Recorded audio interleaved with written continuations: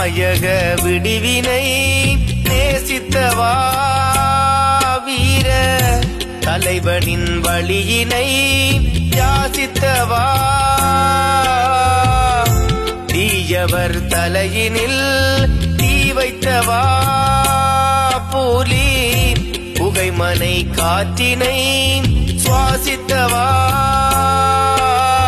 திருமலை தாய்மடி வலம் வந்தவா இள திருமகன் தானைக்கு பலம் தந்தவா பெருமலை போல் மண்ணில் நிலை கொண்டவா வீர போர்க்களம் பல கண்டு பகை வென்றவா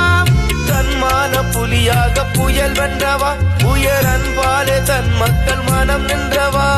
புலனாய்வின் தூணாக துணையானதால் ஒட்டு அம்மானின் நம்பிக்கை கரமானவா